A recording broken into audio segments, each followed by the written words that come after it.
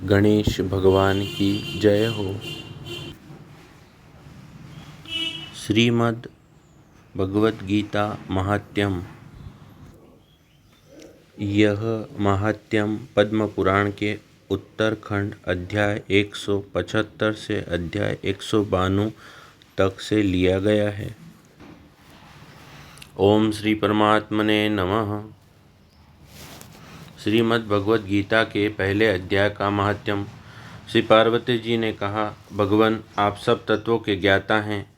आपकी कृपा से मुझे श्री विष्णु संबंधित नाना प्रकार के धर्म सुनने को मिले जो समस्त लोकों का उद्धार करने वाले हैं। देवेश, अब मैं गीता का महात्म्य सुनना चाहती हूँ, जिसका श्रवण करने से श्री हरि में भक्ति बढ़ती है। श्री महादेव जी बोले, जिनका श्री विग्रह अलसी के फूलों की भांति श्याम वर्ण का है, पक्षी राजगरुड़ी जिनके वाहन हैं, जो अपनी महिमा से कभी च्युत नहीं होते तथा शेषनाग की सैया पर शयन करते हैं, उन भगवान महाविष्णु की हम उपासना करते हैं। एक समय की बात है, मूर दैत्य के नाशक भगवान विष्णु शेषनाग के रमणीय आसन पर सुखपूर्वक विराजमान थे। उस समय समस्त लोगों को आनंद देने वाली भगवती लक्ष्मी ने आदर पूर्वक प्रश्न किया।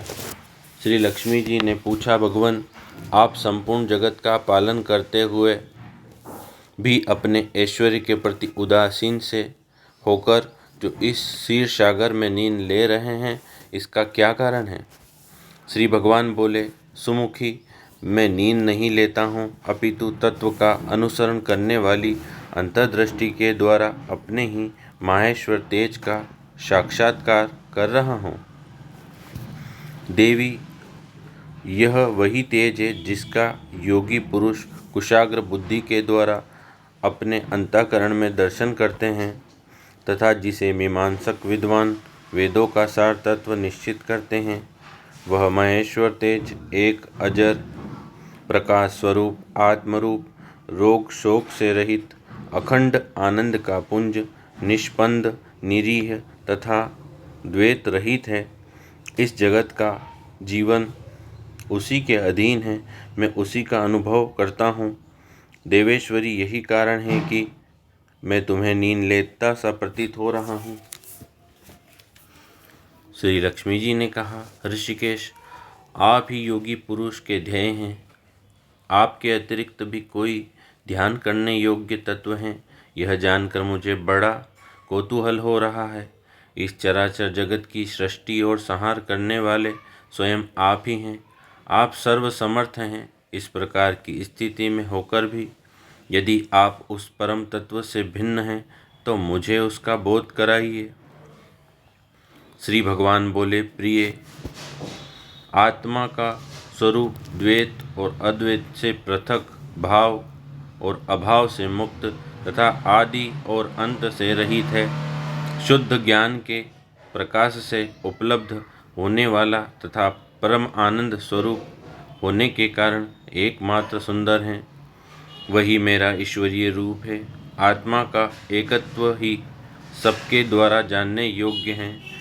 गीता शास्त्र में इसी का प्रतिपादन हुआ है।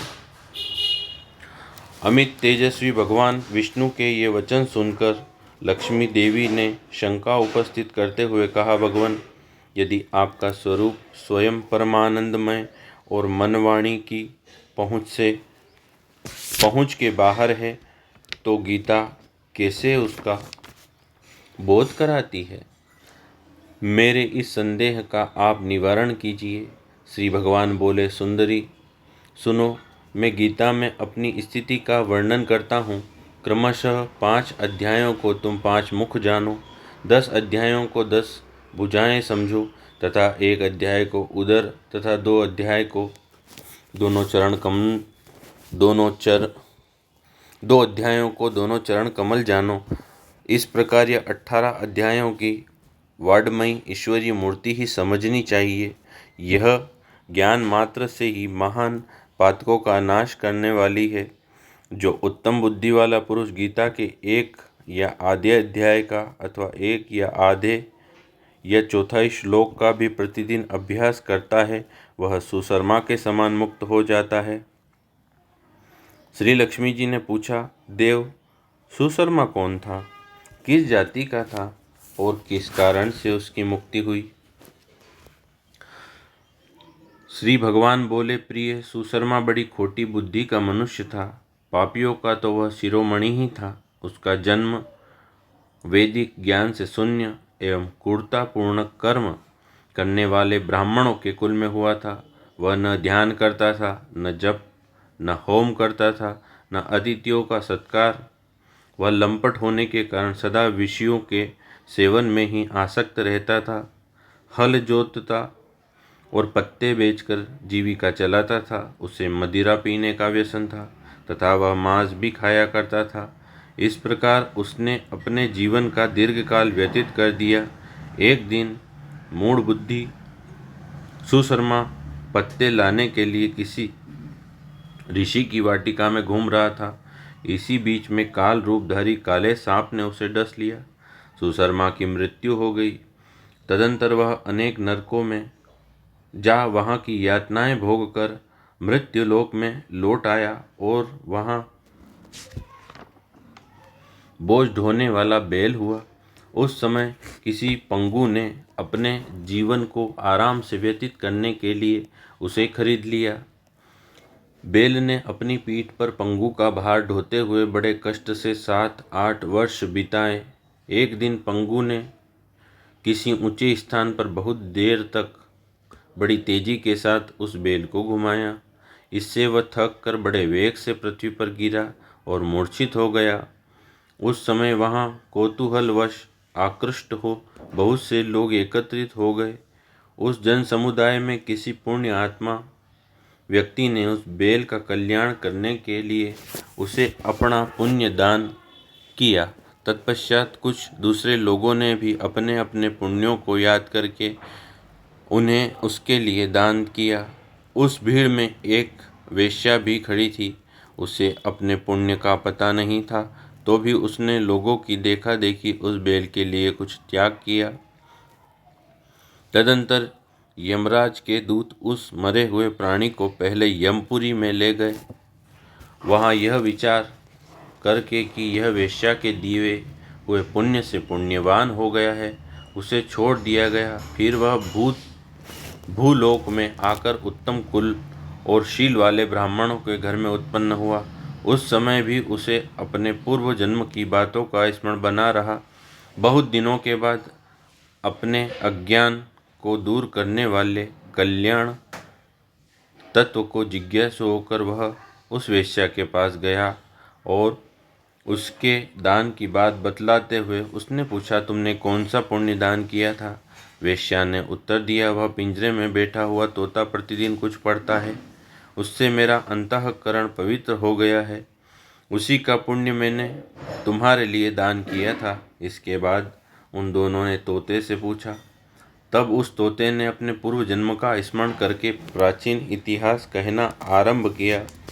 शुक बोला, पूर्व जन्म में मैं विद्वान होकर भी विद्वत्ता के अभिमान से मोहित रहता था।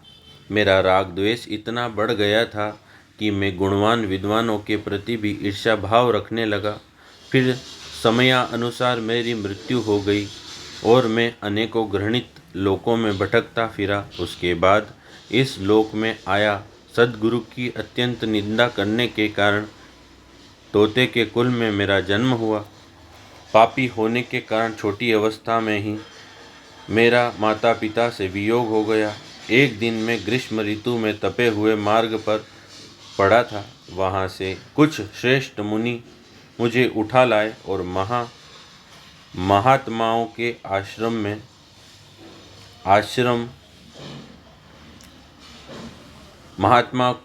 महात्माओं के आश्रय में आश्रम के भीतर एक पिंजरे में उन्होंने मुझे डाल दिया। वहीं मुझे पढ़ाया गया। ऋषियों के बालक बड़े आदर के साथ गीता के प्रथम अध्याय की आवृत्ति करते थे। उन्हीं से सुनकर मैं भी बारंबार पाठ करने लगा। इसी बीच एक चोरी करने वाले बहेलिये ने मुझे वहाँ से चुरा लिया। तत्पश्चात इस देवी ने मुझे खरीद लिया। यही मेरा वृत्तांत है जिसे मैंने आप लोगों से बता दिया। पूर्व काल में मैंने इस प्रथम अध्याय का अभ्यास किया था। इससे मैंने अपने पाप को दूर किया है। फिर उसी से इस वेश्या का भी अंतःकरण शुद्ध हुआ है और उसी के पुण्य से द्विश्रेष्ठ सुशर्मा की पाप मुक्त हुए हैं। इस प्रकार परस्पर वार्तालाप और गीता के प्रथम अध्याय के महात्म्य की प्रशंसा करके वे तीनों निरंतर अपने अपने घर पर गीता का अभ्यास करने लगे। फिर ज्ञान प्राप्त करके वे मुक्त हो गए। इसीलिए जो गीता के प्रथम अध्याय को पढ़ता, सुनता तथा अभ्यास करता है उसे इस भव सागर को पार करने में कोई कठिनाई नहीं होती। श्रीकृष्णं शरणं मम, श्रीकृष्णं शरणं मम, श्रीकृष्णं शरणं मम।